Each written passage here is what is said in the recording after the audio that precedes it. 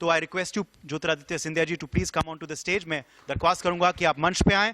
इस सेशन का संचालन इंडिया न्यूज चैनल के पॉलिटिकल एडिटर करेंगे रजत टंडन। रजत, द फ्लोर इज योर्स। मैं मंच आपके हवाले करता हूं। बहुत शुक्रिया उदय आपका, और बहुत स्वागत ज्योतिरादित्य सिंधिया जी। एक बिजी शेड्यूल जो कि पार्लियामेंट चल रहा है और उसके बीच आपने निकाला और मंच पर आए, बहुत शुक्रिया। पहला सवाल सिंधिया साहब यही समझना चाहूंगा, आप आए, लगातार एयरपोर्ट्स जो हैं उसकी मंजूरी मिल रही है, एयर स्ट्रिप्स की मंजूरी मिल रही है, ड्रोन्स की मंजूरी मिल रही है, और आप निरंतर काम करते हैं। और परसों मैंने एक चीज देखी कि आप जब गैलरी में जा रहे थे और पास कर रहे थे, उस वक्त भी आपके दिमाग में था कि शायद कुछ करना है, क्योंकि हरदीप सिंह पुरी साहब जब पास हुए, क्योंकि ऑफ रिकॉर्ड था लेकिन मैं पूछ रहा हूं, तो आप उस समय भी आपके दिमाग में था सेशन में जाने से पहले, और आप कह रहे थे कि भाई ये काम हमको जल्दी करना है। तो देश की उड़ान कहां तक पहुंची है? पहले तो रजित जी, आपको मैं धन्यवाद अर्पित करना चाहता हूं कि एक मौका आपने दिया मुझे इस मंच पर उपस्थित होने का। मैं मानता हूं कि मोनोलॉग के आधार पर नहीं, लेकिन डायलॉग के आधार पर हम लोग विकास और प्रगति के रास्ते पर अग्रसर हो सकते हैं, और मंच जैसे आयोजन उसी डायलॉग को साझा करने में एक बहुत अहम भूमिका निभाते हैं। बहुत शुक्रिया। तो आप लोगों को बधाई और धन्यवाद भी कि आपने मुझे यहाँ आमंत्रित किया।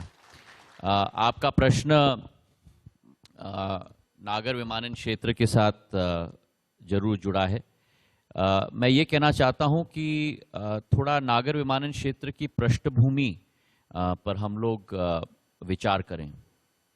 एक ज़माना होता था जहाँ प्लेन, नागर विमानन कुछ चुनिंदा लोगों तक सीमित रहता था, आवागमन के साधन के रूप में। आज जो पिछले 7 सालों में प्रधानमंत्री जी ने निर्णय लिया है, और एक बहुत अहम निर्णय लिया है, नागर विमानन क्षेत्र की लोकतांत्रिकरण का, प्रजातांत्रिकरण का।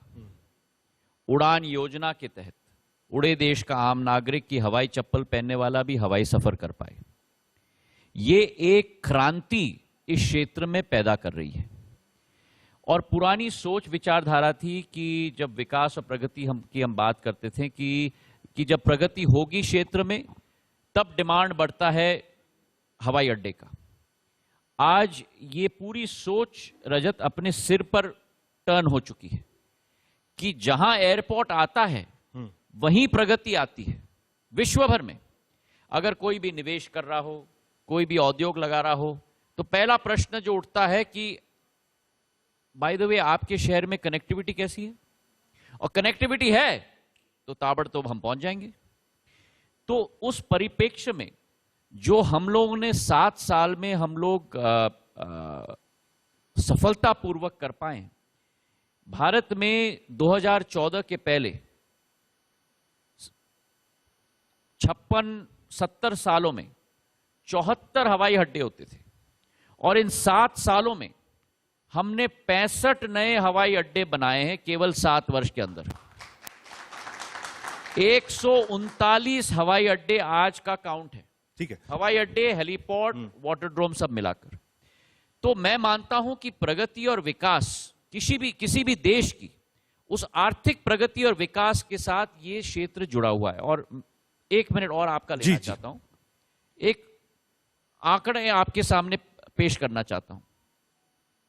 रेलवेज में सेकंड क्लास एसी अपवर्ड्स, क्योंकि वही हम लोगों का एप्पल्स टू एप्पल्स का कंपैरिजन होता है, वर्तमान में करीब 185 मिलियन लोग, मतलब 18.5 करोड़ लोग रेलवे सेकंड क्लास एसी से अपवर्ड से सफर करते हैं। नागर विमानन क्षेत्र में प्लेन से 14.5 करोड़ लोग सफर कर रहे हैं। पर अंतर है कंपाउंडेड एनुअल ग्रोथ रेट का।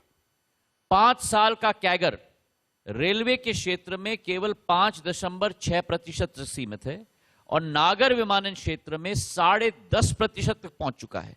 तो मैं गारंटी से आपके मंच से कहना चाहता हूं कि अगले 6 से 8 सालों के अंदर भारत में ज्यादा लोग नागर विमानन से सफर करेंगे, ये नहीं कि रेलवे सेकंड क्लास या फर्स्ट क्लास से सफर करें। तो ये हम लोगों की क्षमता है इस देश में। और जो आपने प्रश्न किया, मैं तो रात और दिन सदैव अपनी जिम्मेदारी के बारे में ही सोचता हूं।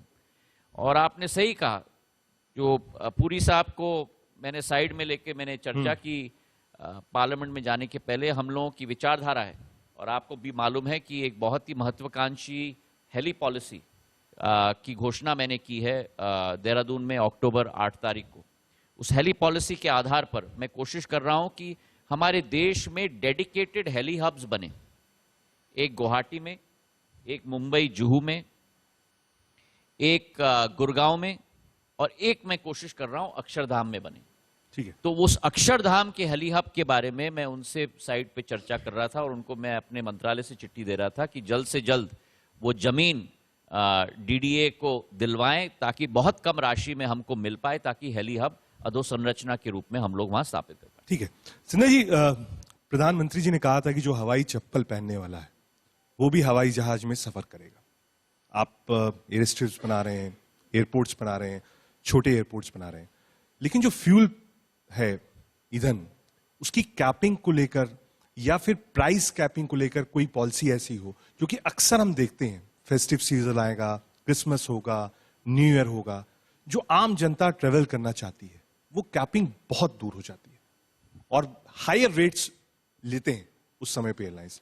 उसकी बीच में कैपिंग हुई थी एयर डिस्टेंस को लेकर कि इतनी कैपिंग होगी, लेकिन उसके बाद भी वो चीज ओपन नहीं हो पाई। तो वो जो एक सपना है कि भाई एक आम व्यक्ति जो है वो भी जाए और जाकर टिकट खरीद कर हवाई जहाज में बैठ जाए, वो कब तक ऐसा होगा? देखिए, हम लोगों को नागर विमानन क्षेत्र का स्ट्रक्चरल इकोनॉमिक्स पर भी ध्यान देना होगा।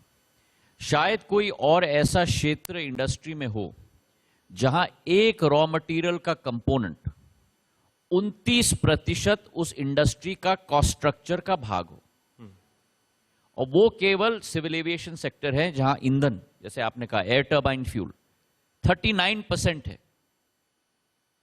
39% है उस कॉस्ट स्ट्रक्चर का। और जिस इंडस्ट्री में लॉसेस चल रही हूं, पिछले वर्ष 19,000 करोड़ के लॉसेस हमारे एयरलाइन कंपनीज के रहे।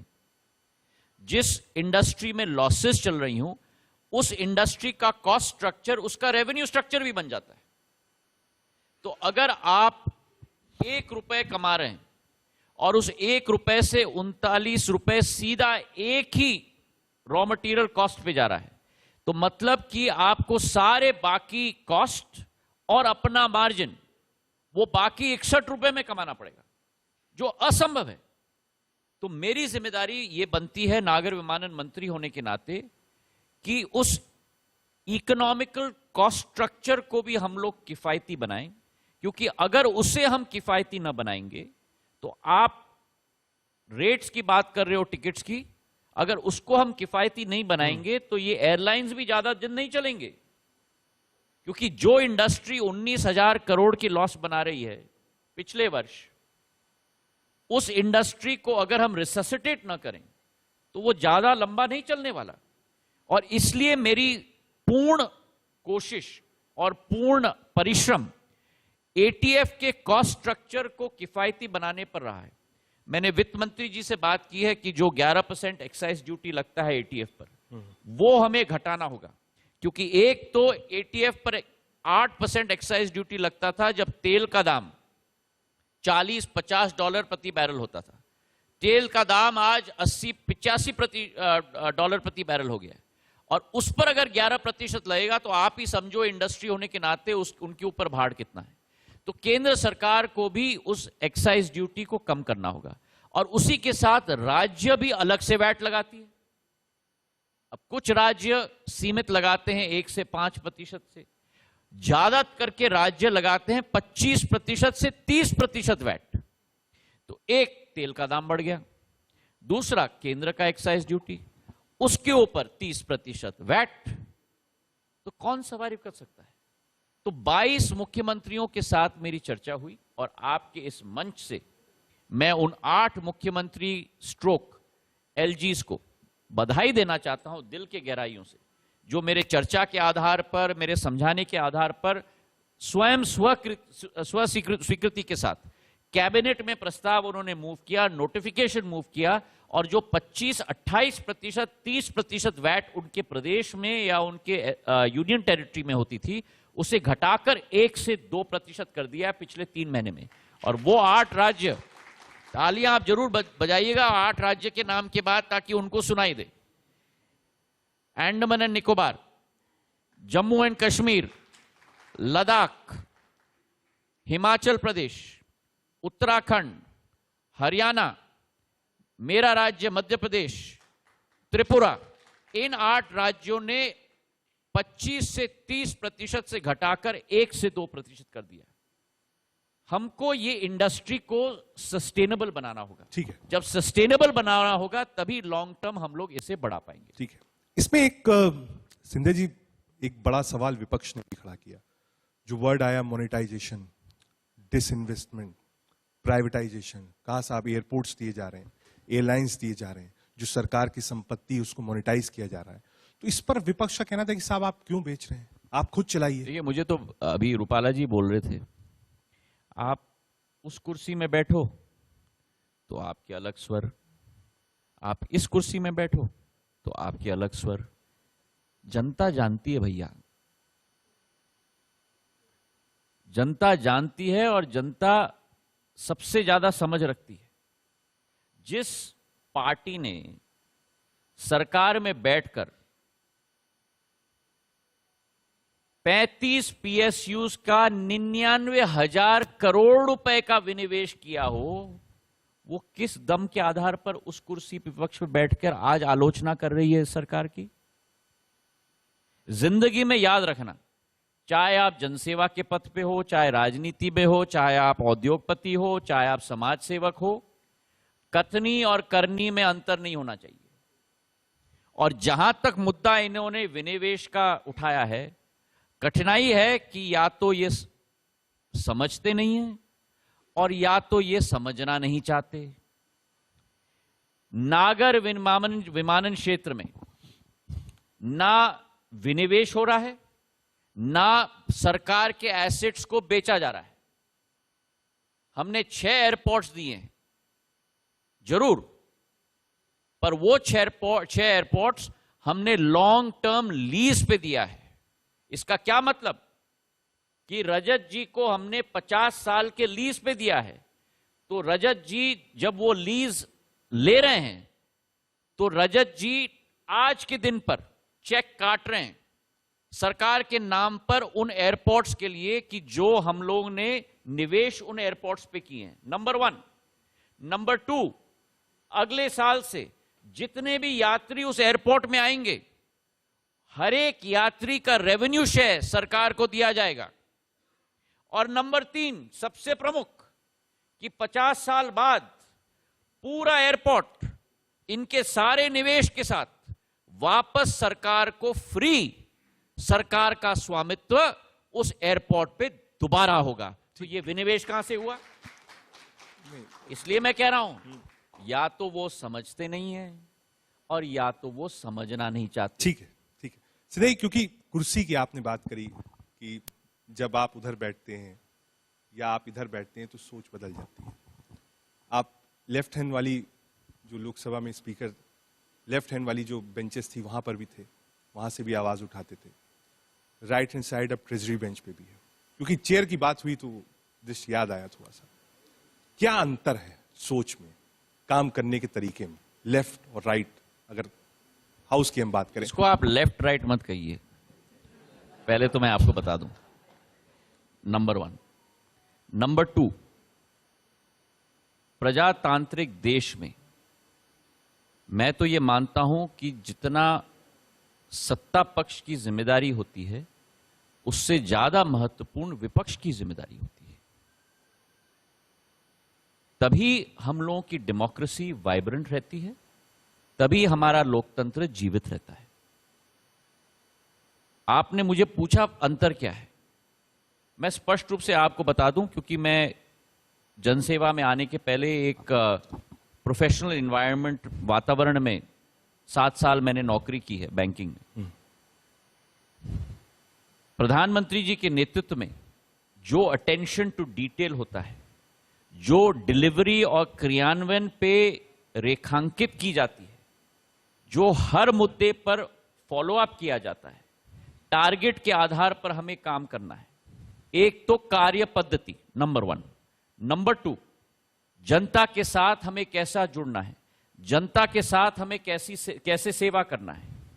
और अध्यक्ष जी के नेतृत्व में की जो नारा निकला है कि सेवा ही संगठन है, और इसका स्वयं मैंने अनुभव किया कोरोना काल में, जब भारतीय जनता पार्टी का एक एक कार्यकर्ता अपनी जान की फिक्र न करते हुए सड़क पे पहुंचा था जनता की सेवा करने के लिए। जन सेवा का पथ अपनाना है तो मैं मानता हूं संगठन से और प्रधानमंत्री जी से ही हम लोगों को जो ऊर्जा मिलती है उसके आधार पर कार्य करने की क्षमता हमारी बनती है। ठीक है। नहीं, आपने पार्टी छोड़ी, कांग्रेस पार्टी, G23 भी आपने देखा होगा। अभी हम देख रहे हैं टीएमसी में लाइन लगी हुई है, जितने भी लीडर्स हैं लगातार जा रहे हैं। ऐसा क्या हो गया? क्योंकि बहुत क्लोजली आप वर्क करते थे कांग्रेस पार्टी में भी। ऐसी दिक्कत कहां पर आ गई देखिए कि जो यूथ है, लीडर है, वो लगातार पार्टी से बाहर जा रहा है? एक तो मैं ये कहूं कि चाहे हम लोग राजनीति में देखें, जनसेवा में देखें, जिंदगी के किसी भी मोड़ पर देखें, नेतृत्व को ग्रूम करने में सालों साल लगता है। नेतृत्व चुटकी भर में नहीं बनता, अनुभव के आधार पर बनता है, विषम परिस्थितियों से निकल के बनता है। पर उसके अतिरिक्त मैं ये कहूंगा कि मेरी सदैव प्राथमिकता या तो वर्तमान में रही है और या तो भविष्य में रही है। मेरी वर्तमान, मेरा मंत्रालय की जिम्मेदारी जो प्रधानमंत्री जी ने मुझे दिया है, पार्टी के आम कार्यकर्ता के रूप में जो मेरी जिम्मेदारी, वो मेरी प्राथमिकता है। और भविष्य की कैसे हम लोग इस क्षेत्र को और विकसित कर पाएं, प्रगतिशील कर पाएं। मैं अतीत में अपना समय व्यर्थ नहीं करता और ना मैं किसी और दल या किसी और पार्टी के लिए उत्तर देने के लिए यहां बैठा हूं। उनको अपना भविष्य सलामत, हमें अपना कार्य करना है, देश को हमें आगे बढ़ाना है, उसी पर हम अपना ध्यान पूरी तरह से हम लगा रहे हैं। ठीक है, आखिरी सवाल, क्योंकि आपको निकलना है सिंधिया जी। उत्तर प्रदेश में चुनाव है, अभी आपने देखा प्रधानमंत्री मोदी भी काशी में थे, लगातार हमने वहां से विजुअल्स देखे। और यूपी की एक बड़ी लड़ाई है माना जाए, 5 राज्यों में चुनाव है लेकिन यूपी की है। आपने भी यूपी आप जाते रहे हैं, कैंपेन करते रहे हैं, पहले भी आप जनरल सेक्रेटरी पिछली पार्टी में थे। यूपी के चुनाव को और प्रधानमंत्री नरेंद्र मोदी जो अभी काशी गए, फिर लगातार लोगों ने उनको टारगेट किया, अखिलेश यादव भी बोले, प्रियंका गांधी वाड्रा ने भी टारगेट किया और शब्दों का भी प्रयोग किया, आपने जरूर देखा होगा। यूपी की लड़ाई कैसे देखते हैं? देखिए, जो व्यक्ति अपने जीवन में जनसेवा अपना पथ माने, और मैं तो ये मानता हूं कि देश में ऐसा वातावरण शायद पिछले कई दशकों में हमने ना देखा हो, जहां देश की प्राचीन इतिहास को दोबारा प्रचलित करने का प्रयास किया गया। काशी विश्वनाथ मंदिर को सीधा गंगा के साथ जोड़ के एक कॉरिडोर बनाया गया और देश की प्राचीनता को उसके साथ जोड़ा है, और कई हजारों लोगों का योगदान उसमें रहा है। और जहां श्रमिकों को इतना महत्व हमारे प्रधानमंत्री ने दिया, जो हमारे देश के नींव हैं, बनाते वो हैं और मंच पे बैठ जाते हैं नेता, और वो एक उदाहरण प्रधानमंत्री जी ने दिया है। टीका टिप्पणी करना बहुत आसान है रजत, अपने आप काम करके दिखाना बड़ा मुश्किल। और मैं ये विश्वास रखता हूं कि उत्तर प्रदेश की जनता और देश की जनता कामदार और नामदार में फर्क अच्छी तरह से जानती है। ठीक है, एक सवाल, क्योंकि जब आप आ रहे थे तो कई फ्रेंड्स थे, उन्होंने मुझसे कहा था कि वो पूछिएगा जरूर, वो राजनीति सिविल एविएशन से बिल्कुल हट करें। आखिरी सवाल होगा आपका, आप फिटनेस के लिए क्या करते हैं? कुछ दिन पहले हमने देखा आप ग्वालियर में एक स्टेडियम था, शायद आप वहां दौड़ रहे थे, और जो आपके साथ शख्स थे वो शायद नहीं दौड़ पाए, गिर भी पड़े थे, और लोग कहते हैं साहब जब से देख रहे हैं तब से वैसे ही बने हुए हैं। तो लोग 3-4 लोग थे, उन्होंने मुझसे कहा कि आप ये सवाल जरूर पूछिए। ये कई बार मेरे लिए कठिनाई भी हो जाती है। देखिए, जिंदगी में सदैव हमको बचपन से सिखाया गया था, माता पिता दोनों के द्वारा, कि जिंदगी में कभी भी एक्सेस नहीं होना चाहिए। और हम लोग कई बार भूल जाते हैं, हम लोग सोचते हैं कि हम लोग अगर कसरत करते हैं, हम लोग अपने आप को फॉर्म में रखने की कोशिश करते हैं, तो वो अपने आप में काफ़ी है।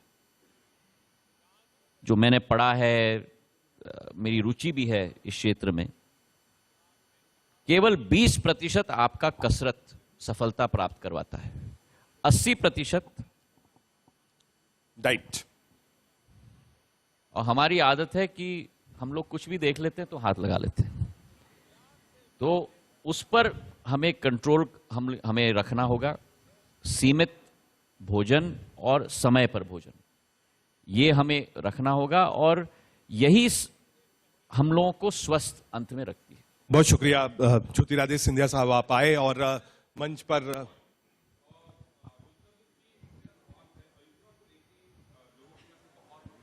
सपने हैं, खास तौर पे जिस तरीके से सरकार वहां पर काम कर रही है। मैं सिविल एविएशन की क्या क्या तैयारियां, क्योंकि कहा जा रहा है कि एयरपोर्ट की जमीन जो है एक्वायर हो गई है और बहुत कुछ वहां पे निवेश होने जा रहा है, तो मैं आपसे समझना चाहता हूं कि अयोध्या जो आपके लिए एक विजन है, उत्तर प्रदेश के चुनाव के लिए भी बेहद अहम है और प्रधानमंत्री के लिए भी सपने जैसा है, तो मैं आपसे समझना चाहता हूं कि क्या क्या कौन कौन सी ऐसी चीजें जो है वो सिविल एविएशन मंत्रालय वहां पर करने जा रहा है। देखिए, हर चीज को मैं आपसे निवेदन करना चाहता हूं, क्योंकि शुरुआत भी उदय ने इसी से की थी। हर चीज को आप चुनाव के दृष्टिकोण से मत देखो। आप जिस उत्तर प्रदेश में 2014 के पहले केवल 4 एयरपोर्ट थे, उस उत्तर प्रदेश में आज के दिन 9 एयरपोर्ट हैं 7 साल के अंदर, मतलब 120% वृद्धि 7 साल के अंदर। और उन 7 सालों में कई लोकसभा चुनाव हो गए, कई विधानसभा चुनाव हो गए, और हमारी कोशिश है कि ये 10वां एयरपोर्ट जो जेवर की भूमि पूजन हमने की है, इसी के साथ साथ आने वाले समय में 7 और एयरपोर्ट हम लोग उत्तर प्रदेश में स्थापित करें। तो जिस उत्तर प्रदेश में केवल 4 एयरपोर्ट थे, आने वाले 1 दशक के अंदर वहां 17 एयरपोर्ट होंगे। उत्तर प्रदेश मत भूलिए आप कि ये इंग्लैंड, जर्मनी और फ्रांस तीनों की आबादी को भी आप जोड़ लो तो उससे ज्यादा आबादी वाला हमारा प्रदेश है। और यही हमारी सोच पूरे भारतवर्ष के लिए। देहरादून का एयरपोर्ट की शुरुआत हमने अभी की है, अगरतला की एयरपोर्ट तैयार है, 21 ऐसे ग्रीनफील्ड एयरपोर्ट्स पूरे देश में हम लोग शुरू कर रहे हैं, क्योंकि ये आवागमन का रीढ़ का हड्डी बनने वाला है नागर विमानन क्षेत्र आने वाले समय में। और केवल बड़े बड़े शहर नहीं, छोटे छोटे शहर, उदाहरण मैं आपको दूं ऐसे शहरों का जहां द्वितीय विश्व युद्ध के बाद हवाई पट्टी पूरे देश के मानचित्र से गायब हो गई थी। उड़ीसा में झरसुगुड़ा, आसाम में रूपसी, दरभंगा, और जो एयरपोर्ट्स वहां स्थापित हुए हैं पिछले 3-4 साल पहले, आज के दिवस पर 5 लाख यात्री प्रतिवर्ष इन एयरपोर्ट से आवागमन कर रहे हैं। तो ग्रोथ भारत में आने वाला है, अब मेट्रो से नहीं, ग्रोथ आने वाला है हब एंड स्पोक सिस्टम से, छोटे छोटे शहरों से, और उसमें अयोध्या भी शामिल है। अयोध्या का एयरपोर्ट भी तीव्र गति से हम लोगों का कार्य हो रहा है। इन्वायरमेंटल क्लियरेंस हमें मिल चुका है, उस इन्वायरमेंटल क्लियरेंस के साथ तीव्र गति से कार्य शुरू होगा। हमारी आदत नहीं है कि हम लोग घोषणाएं करें और जमीन पे कुछ कार्य ना हो। जब तैयारी होगी उसी के साथ कार्यक्रम जरूर होगा, अयोध्या का भी। आपका बहुत बहुत धन्यवाद। बहुत शुक्रिया सिंधिया जी, मंच पर आने का और विचार शेयर।